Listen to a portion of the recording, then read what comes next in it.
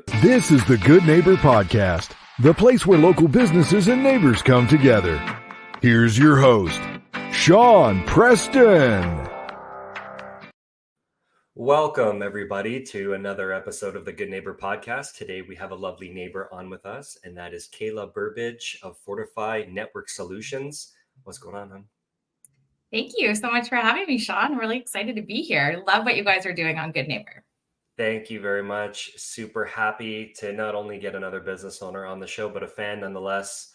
So we're going to do a deep dive into this. I am very curious to see what is Fortify Network Solutions. I'm sure listeners want to know. So let's dive into it. Tell us a little bit about your business. Yeah, absolutely. So Fortify is a managed service provider, which is really just a fancy way in our industry of saying that we are an IT provider or a technology management provider.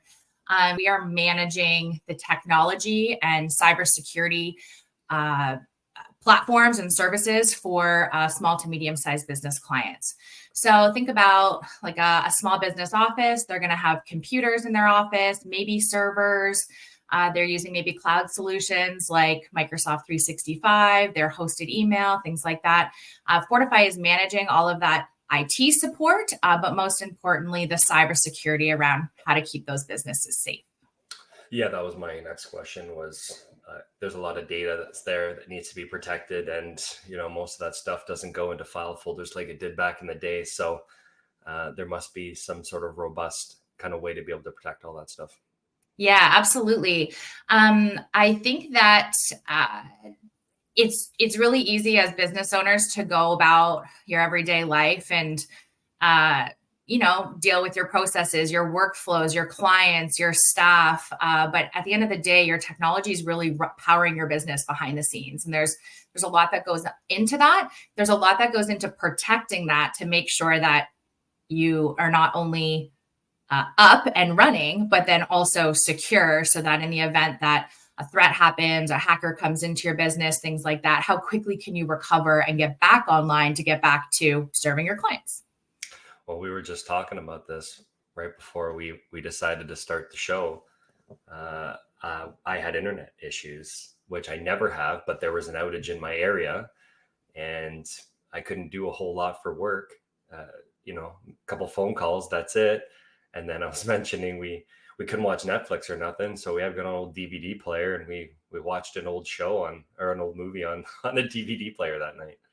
Yeah. And I think that's where some businesses, I would actually say all businesses should really think about having kind of like not just their backup scenario, but what is their business continuity and disaster recovery plan? So in the event that something happens, like you, Sean, your internet's out for the day, what happens? Thankfully, you had some extra DVDs on hand to be able to pivot real quick with your family.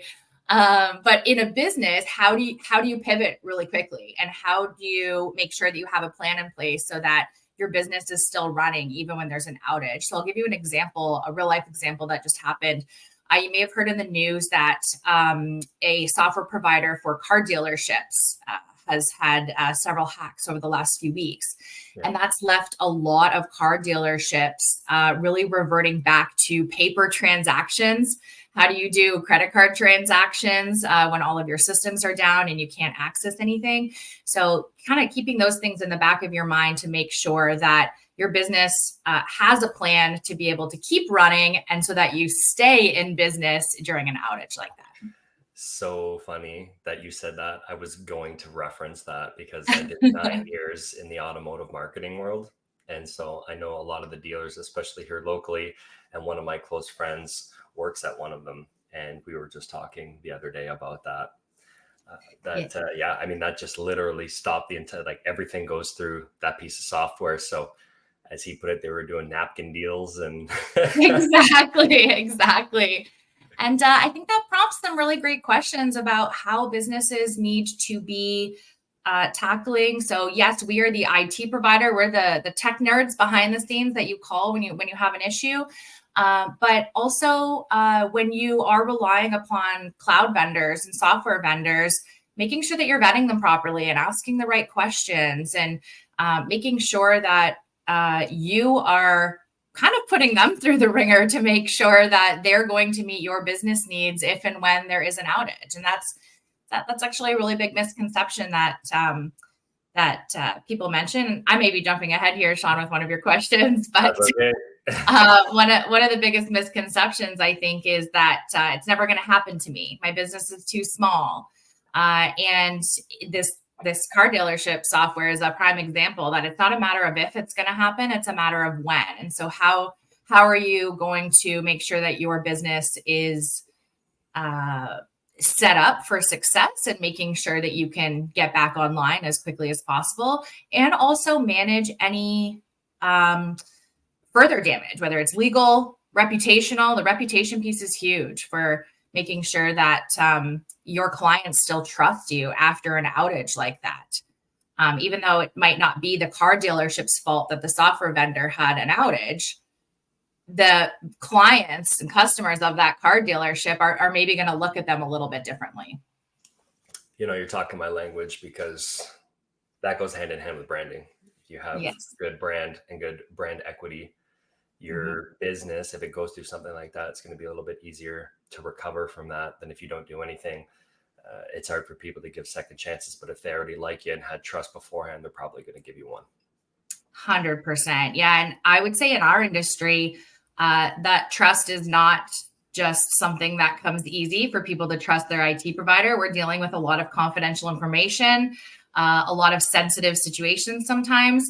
And that trust is very much needing to be earned in our industry. And so we worked really hard with that brand awareness for Fortify, and we encourage nothing but the same thing for our clients as well. So what would be one thing that it would be good, if a business owner is listening to the show and they're like, well, I've never really kind of thought about it. This can kind of be an interesting conversation. I never explored that or thought about that before. What's one thing that you could say to like a thought jogger to get them to, kind of understand the importance of making sure that they at least have somebody come out to just educate them on this stuff, because education's everything these days. You don't know what you don't know. I love that you just said that, Sean, because I think I say that phrase at least 2 times a day in any conversation that I'm having. You truly don't know what you don't know. And when it comes to technology, I think that a lot of business owners or just leaders in general, technology can be really intimidating, and it's something that you can shy away from really quickly, just because it's not something that you feel is important, or maybe not something that you understand. So let somebody come in who does understand it and can help you sift through those weeds to be able to really set a starting point for you and maybe help with a roadmap. And that roadmap doesn't mean everything needs to happen overnight. Doesn't mean your business is falling down. I'm sure critical things might come up, but that's where you have somebody who can come in and really help give you a lay of the land, what your risks are and what you should consider. The other thing that I would say is that think about your team that's in your office. So we used to say in this industry that a disaster was like a fire, flood, tornado, something that would stop your team from going into your office and essentially stop your business from running. Nowadays, I say that a disaster is a person. People are literally walking disasters with the amount of email that people are getting in a day and not verifying that it's coming from a trusted source or clicking on links that they shouldn't have. Somebody can take down your business literally in a second, a millisecond, with a click of a link that's in their email. So really think about how educated is your team. Sean, I love that you said that education is so important, because really, if you're not educating your team on today's cyber threats and how to protect your business, but then also how to protect themselves in their own personal lives, how do their kids browse online? How are the elderly community interacting with text messages that they shouldn't be getting? Things like that. And just really trying to minimize that threat of that walking disaster that's in your office every day.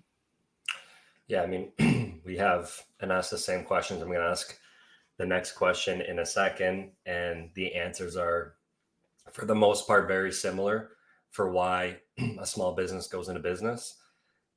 And so there's a lot of other things that sometimes aren't considered, marketing being one of them, IT solutions being one of them.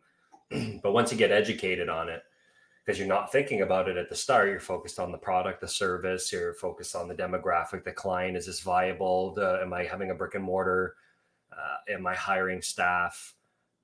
My bookkeeping, all of that extra stuff that goes into managing and running a small, medium-sized business.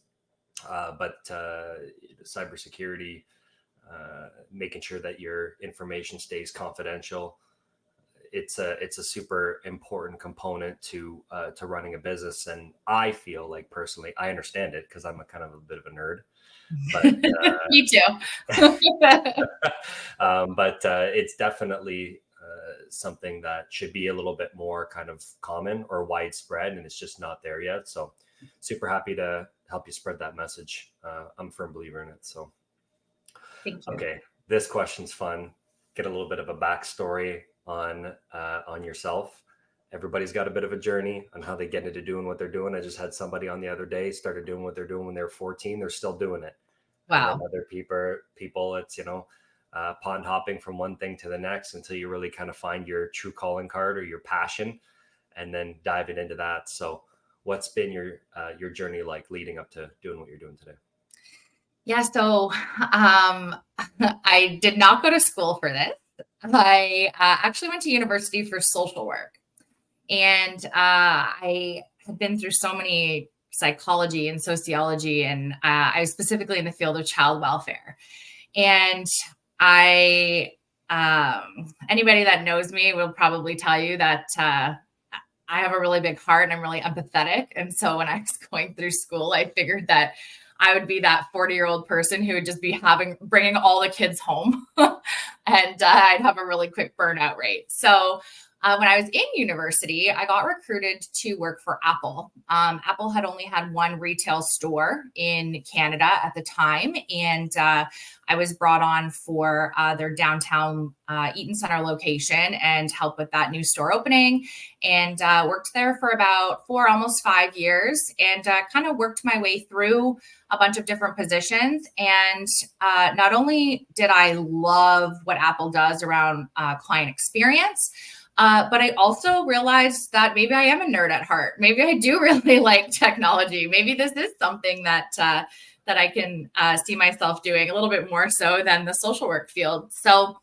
while I was working at Apple, a close family friend had met up with me and recruited me to basically start an entry-level inside sales position at this little boutique IT company. And that was Fortify. That was 15 years ago.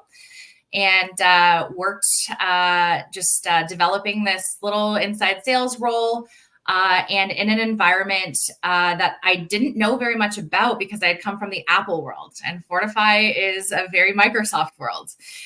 So that was a shift all of its own, but needing to learn how to navigate the small business world rather than retail, I would say was a really interesting concept. And I quickly, or maybe not so quickly, I would say, discovered that I really was passionate about helping business owners succeed.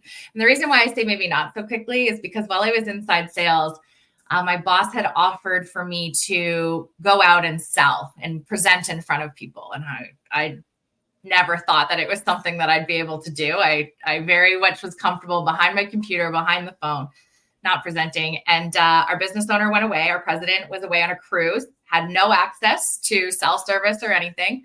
And we got a call from a law firm, and I had to go and present to this law firm for my first time ever. And I still very clearly remember sending my boss a voicemail while he was on this cruise with no cell service saying, I just did this presentation, and what have I been doing my whole life? This is what I want to be doing. I want to be working directly with business owners, but I also only want to try this for 6 months. And if I fail, I want my old job back. And that was several years ago now. And since then, I've worked my way through, and I'm now sales manager at Fortify, also working with our marketing team directly for our brand creation, and also part of our leadership team. So really involved in our strategic planning efforts and our future direction at Fortify. So I I would say that I think it's a little bit of luck that kind of brought me to where I am, but also a lot of hard work and a lot of being able to pivot in situations that I didn't think that I had the capability to do, but I stepped out of my comfort zone, and that's gotten me to where I am. I've been in B2B sales for a very, very long time, and I've always been thrown out to the fire in Yep. every job. Like, other than what we do now, there's a pretty robust level of training, but for mostly on the presentation and material, not like skill set or learning how to do it or anything like that. It's the best way to learn. It just go in there. Yeah. The other person on the other side doesn't know that you're saying the wrong things. They have no idea the material that you're about to present. So you can kind of get away. Now you feel like, oh my God, I'm messing this up, but they have no idea. And it's just that understanding of, I can get away with certain things and not sound like a absolute buffoon. And then when you're kind of saying the same thing over and over, then eventually it just turns into clockwork. And then that's when you can really dive into letting your personality shine and connecting with the other person. At the end of the day, someone's going to buy obviously because the product or service fits the need, but they never rarely buy it because of that. They buy the person who's in front of them. So if you found yourself to be successful, that's because of your awesome personality. Thank you. I agree with you wholeheartedly. I'm a huge proponent of knowing your stuff. I don't believe in the fake it till you make it. I think that you should definitely know your stuff. However, I also think that you do have to, sometimes you almost have to fake that confidence in order to be successful, especially in B2B sales. It's a tough world to be a part of. But as soon as you step out of that comfort zone once and you stretch that muscle, it just gets easier and easier to stretch it the next time and the next time. And letting your personality shine through is something that I share with my team too. We have some shy people on our team, and I think that every time that they flex that muscle and get out there a little bit more, then their personality shines through more, and that's going to speak volumes to anything else. How long has Fortify been in business for? So we've been Fortify since 2006. And previous to that, our president was a partner at a software vendor in the insurance broker field. And the reason I share that is because we have some people who came with us from that company over to Fortify. So we have some people who have been with us for 28, 29, and 30 years. Wow. And that I love that, because in the IT industry, there can be a lot of turnover with teams and with technicians specifically. But happy to share that a lot of our team, about 75, maybe even 80% of our team, has been with us for more than 15 years. Wow, very cool. Yeah. Fortify, where's Fortify based out of? So our office is in Cookstown, little town of Cookstown, right on the corner of Highway 89 and 27. If you are local, you've probably driven by it tons of times, old Victorian building there on the corner. That's a beautiful thing about technology. We support small and medium-sized businesses right across Canada, and we can work from anywhere. It doesn't really matter if we're in a tiny town of Cookstown. We have clients from BC to PEI and everywhere in between. Very cool. So you already mentioned the one of the myths or misconceptions in your world. Do you have another one? I think that there's a misconception that just because your data is in the cloud, that it's protected. So think about people who have their email or their files or anything, any type of data posted in Google or Microsoft 365 or services like that. All of the cloud applications that are out there, whether it's your accounting package or your any other line of business application, just because it's in the cloud doesn't mean that the cloud is bulletproof. It is not. You definitely want to make sure that the right levels of protection are in place. Sometimes that is up to the software vendor to make sure those protections are in place. but it is always up to the business owner to ask the right questions to make sure that the protection's in place. But then also to make sure that you're working with providers and IT providers included, that are vetting that protection for you and helping you show where your flaws and vulnerabilities lie. Very nice. Yeah, good information for people to know. I feel like, myths and misconceptions really kind of highlight and educate some stuff that people don't really know or think about. So very good. I love this question. It's one of my favorite questions. I'm a big harmony fan. So balance is when something is perfect, and we tend to work a little bit more than we play. But obviously, go big or go home, as they say. So when you're not working for Fortify and helping business owners protect their stuff and offering IT solutions, what does Kayla like to do for fun? Baseball. My husband and my son and I, we are huge baseball fans. We have our set teams, and maybe I'll share that here. Maybe I won't. I don't know if that'll make viewership go down or not once I tell you who my team is. But we travel to baseball stadiums all across the U.S. and obviously the Blue Jays here in Toronto. And my husband and I also coach our son in baseball as well. So if we're not on the local baseball fields, we're in the major league stadiums, traveling all over. We love road tripping. We love trying new foods at stadiums, etc. Every ballpark across North America offers different things. Yes. For those who aren't baseball fans or listening to the show, you have like the Green Monster in Boston is a big wall on the left field, and right-handed batters tend to hit it that way. So you need to hit the ball more square or more perfect, as they say, and really get enough leverage if you're going to make it over that for a home run. Whereas, the Rogers Center, for example, is called a home run friendly park because the walls are lower than most ballparks, which give for more high scoring games, as long as there's not an ace on the mound, of course, the number one pitcher. And then different venues, like you have some, I'm going to say Cincinnati, but don't quote me on that, where it's completely open, right? So if it's going to rain, you need to bring your poncho, whereas, the Rogers Center has a dome that it can close. And then you have a unique experience at every single, ballpark. I'm a sports fan across the board, so I'm not a super nerd into baseball. It's a little bit for me like watching paint dry. I'd rather go in person than see a game. But also I'm obviously I'm an avid sports fan. I like golf, but same thing. You're going to get me to watch maybe one or two major tournaments of the year. Yeah. The Masters I'll watch every second, but I'm not watching, that's like watching paint dry. Kind of, I'd rather go out and play it, so to speak, or actually, be there. But baseball is unique. I mean, it's been around for a very, very long time. It's one of the oldest sports that's out there.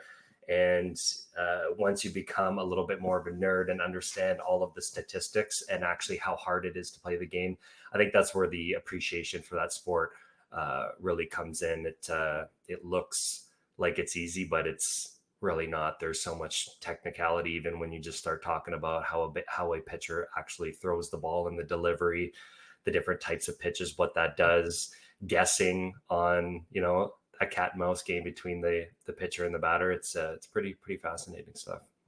Yeah, I agree.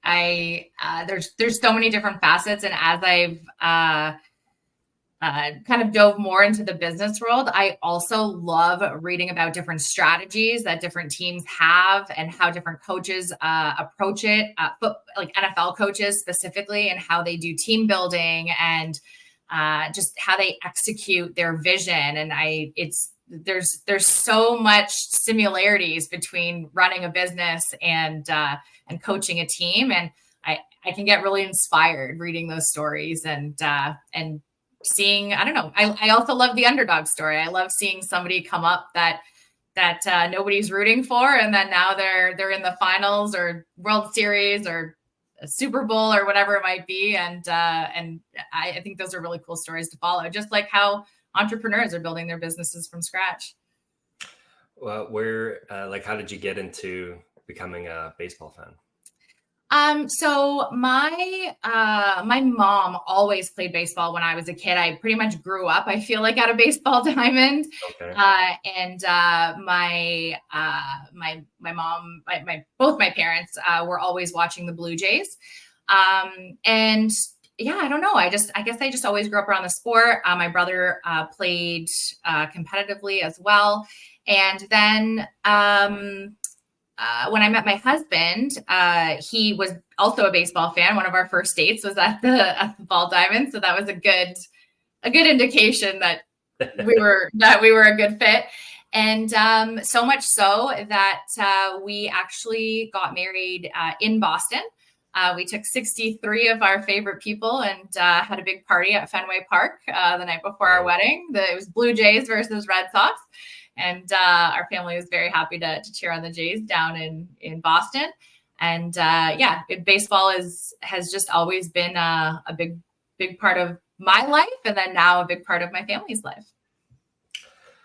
Adversity is a really big thing. We're talking about life in general, and as we walk this path of life, we don't really necessarily get to control when life wants to kind of get involved. It's going to throw things at us, and how we deal with that, how we move forward to that, plays a big role in how we, evolve as human beings, and how we can deal with the adversity that is of life. So, life challenges get thrown our way.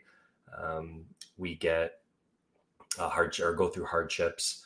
Everybody experiences and deals with everything a little bit differently. Sometimes it's in forms of tragedies, but we have to move forward. And so, figuring out ways to be able to either find hope or find a silver lining. Mindset's a big component to that. And so we ask it on the show as a way to be able to kind of get to know a little bit more below the surface, go a little bit deep. So have you ever experienced a hardship, a life challenge? Maybe you rose above it. Maybe it made you stronger. Maybe you took some silver linings from it. Yeah. Time to get vulnerable. So my parents divorced when I was young. I was about 7. And there were definitely some tough years in between there. Just normal family things, family separating things that happened. And then a few years later, my mom and my little sister and I found ourselves needing to live at a women's shelter. And shout out to my sister's place in Alliston.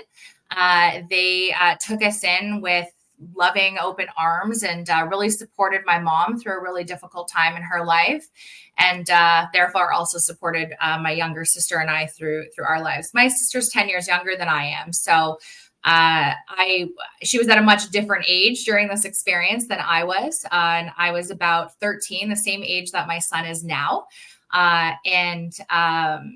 Just, at 13, you're very impressionable. You're figuring yourself out. You're trying to figure out what your place in the world is. And I would say that was a really big shift in my life of, I don't know, just seeing how adults were operating through the world, and how I wanted to navigate the world myself. So obviously there's some things that go along with living in a women's shelter, and there's lots of, trauma that I'm sure I could unpack from that. But what I would say is during that time in my life, I moved around a lot. So whether it was at the women's shelter, or I was moving towns or cities, or back and forth from my dad's house to my mom's house, I was always the new girl. I went to 5 different schools in grade 7, for instance. So I was always the new girl. And I think that really shifted who I was, because I always needed to be a chameleon wherever I was. I wanted to fit in. I wanted people to like me. I needed to. It was a little bit of a survival technique. And I think that I brought that through elementary school, high school. And then when I got to university, I was really lost, because I was always trying to figure out where I fit in with people, and never really figured out who I was or what I wanted, and not just making people happy all the time. So I would say now, like fast forward, I'm the type of person who can now walk into a room and talk to anybody, because I have always needed to, as a survival technique, be able to assimilate into large groups. And now I'm so grateful for that experience, because I was a really, really shy kid. I should have mentioned that. You'd never think it You would now, never because know. you Yeah. would never know now, because I never stopped talking, and I'm a pretty bubbly, big personality. But my mom will be the first to tell you, when I was young, I was really shy, and never really spoke up or stood up for myself. And now I'm just so grateful to have that experience of needing to adapt and I'll use the word pivot again in those situations, because now as an adult, I'm a much more well-rounded individual because of those instances. One last thing that I'll just say, just to kind of bring this full circle, is I'm part of an entrepreneurial networking group in Barrie, and it's called LME, Like-Minded Entrepreneurs. Shout out to my LME fam. And every month we raise money for charities, and every month a person gets assigned to a charity of their choice. And I just did my charity in May, and I actually was able to choose my sister's place, the women's shelter that I once lived at. And I was able to give back to them at a time where my son is the exact same age that I was during that experience. And it was just such a cool full circle moment to be able to give back to the community that helped shape me and really saved my family's life. So yeah, it was a cool experience. We are partnered with the Barrie Women's and Children's Shelter here in Barrie. Wonderful. A shout out to Teresa McLennan. I had the opportunity of getting introduced to her by my significant other, and sitting down and getting to know their business. And we had her on the podcast. Got an opportunity to learn a lot of that world, and it's unfortunate to see that there are men out there that aren't giving women respectful treatment. But we're really grateful to have these institutions that are there to support women in need. And she's got her own TV show that she does interviews with on specific people. She ended up having me on that show, which was kind of cool. So full circle moment. And then we decided to partner with them through our exclusive publications that go out to the Outer Bluffs and Midhurst. So we donate a page in there once a month. We're partnered with 4 charities. They're one of them. Allow them to help spread their message and share their story, so that more people can know. The more people that know, the more opportunities that are there for people who need it. I love that. We've also supported the Barrie Women and Children's Center through our entrepreneurial networking group as well, and they're a wonderful resource to have in the community. We also love their Walk a Mile event, where you walk in women's shoes, and a lot of our members have participated in that as well. So yeah, great thing to be a part of. What's one thing that you wish our listeners knew about your business? Not every IT company is the same. They're not all made up the same. There's a lot of different ways that you can set up technology, support technology, protect your business. I would say the thing that I try and get through the most is that we generally really care about your business. Not only do we care about keeping your technology online, but we care about your strategic vision of your business. We care about how we are going to better empower your business to leverage technology to move you ahead. So prime example right now, all of the talk around AI and how businesses can be leveraging AI to give them a competitive advantage in the market. So sure, we're not experts in all different AI vendors that are out there, but we can definitely help you navigate and consult you through that process, so that your business is always staying competitive in your industry. Actually, an instance just came up yesterday where There was another company who was really treating somebody as a number and was really holding them hostage with their technology and their solutions. And that's not ever how we want to approach this. We want this to be a true partnership. We're not a transactional one-time kind of purchase. This is not a one and done kind of thing. This is a true partnership. So we care about your business. We hope that you'll care about our business and our relationship together. And I know it sounds so cliche and cheesy to say, but we generally are really passionate people wanting your business to succeed. And that is my most favorite thing I think about Fortify is whenever we get together as a team and we do surveys about what's your favorite thing about working at Fortify. And it's always our team. Our team is so passionate. Our team is everybody's working in the same direction to achieve the same goal. Also technology, it being in this world, nobody's calling our help desk to say, hey, you're doing a really great job today. My computer's working really well. Our team is only ever getting calls when there's something wrong, right? So I have a virus on my computer. I can't print. I'm getting too much spam in my email. I forgot my password for the 50th time this week, whatever it might be. Nobody's calling us to say, you're doing a really great job. So we have a little bit of a thankless job, especially during COVID, trying to keep businesses online and helping people work from home and things like that. But we really are passionate about making sure that your technology is supporting your overall business goals.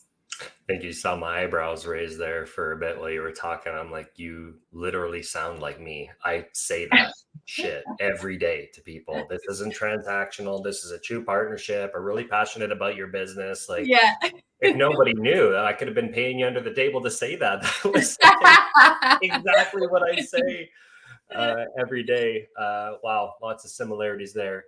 So For that sure. was a very educational conversation. Certainly there are some people that are interested. And for those who are, and they want to reach out, what's one of the best ways that they can go ahead and do that? Definitely go to our website, fortify.ca. So fortify.ca. There's a really simple form that you can fill out and it'll go to our team and get in the right hands. I would love to hear from you personally as well. Feel free to connect with me on LinkedIn, Instagram, Facebook, whatever it might be. I love connecting with people. That is my major passion in this world. And Sean, I know you mentioned at the very beginning in our conversation about just wanting to, it's all about connection and wanting to build relationships with people. And that is 100% what I'm passionate about in my personal and my professional life. So definitely connect with me on any socials and I'd love to hear from you. Wonderful. Thank you very much for coming on the show. That was a lot of fun and looking forward to potentially doing this again down the line. Thanks so much, Sean. I really appreciate you having me. No worries, anytime. Thank you for listening to the Good Neighbor Podcast Midhurst. To nominate your favorite local businesses to be featured on the show, go to gnpmidhurst.com. That's gnpmidhurst.com or call 705-413-3775.